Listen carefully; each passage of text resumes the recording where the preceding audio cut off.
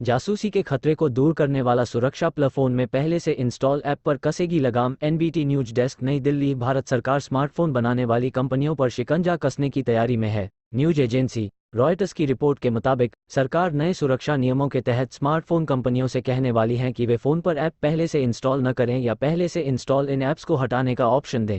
ये भी विचार है कि ऑपरेटिंग सिस्टम में बड़े अपडेट्स जांच के बाद ही यूज़र को मिलें। मुद्दा क्यों है अहम? भारत सरकार ऐप के जरिए यूज़र की जासूसी और उसके डेट के संभावित बेजा इस्तेमाल से चिंतित है। एक अधिकारी ने कहा कि प्री इंस्टॉल ऐप कमज़ोर कड़ी हो सकती हैं। हम नहीं चाहते कि चीन या कोई और विदेशी ताकत इसका नाजायज़ फ़ायदा उठाए। ये राष्ट्रीय सुरक्षा का मुद्दा है। फ़ोन निर्माता पर असरा सरकार के नए सुरक्षा नियमों से वीवो, शाओमी, एप्पल, सैमसंग जैसी कंपनियां प्रभावित होंगी।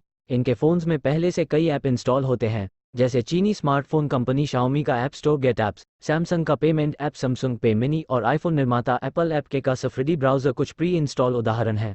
आमतौर पर यूज़र प्री इंस्टॉल ऐप को हट भी नहीं सकते हैं, क्योंकि फ़ोन कंपनियां उन्हें ऐसा करने का ऑप्शन नहीं देती हैं। भारत दुनिया का दूसरा सबसे बड़ा स्मार्टफोन मार्केट है। ऐसे में सरकार के नियमों को नज़रअंदाज करना आसान नहीं होगा। क्या बदलाव मुमकिन है?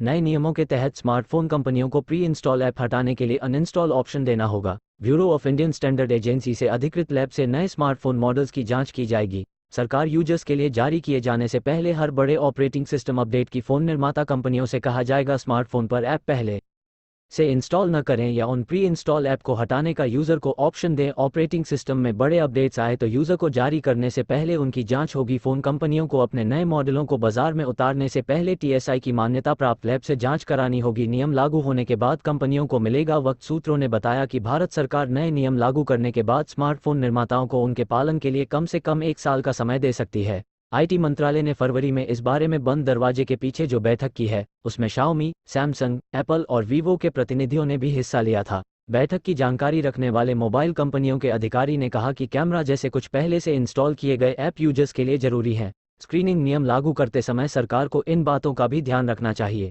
स्क्रीनिंग को जरूरी बनाने के बारे में भी सोच रही है। हालांकि सरकार की ओर से अब तक इस मामले में आधिकारिक बयान नहीं आया है।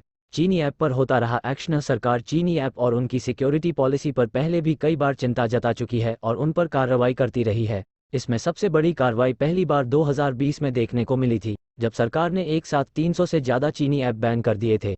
चीनी कंपनियों के निवेश की जांच भी तेज की गई है। दुनिया भर में कई देशों ने चीनी कंपनियों जैसे हुआवेई और हिकविजन की तकनीक के उपयोग पर प्रतिबंध लगा दिया है। इन कंपनियों पर विदेशी नागरिकों की जासूसी का खतरा तक जताया गया है। हालांकि चीन और उसकी कंपनियां इन आरोपों से इनकार करती हैं।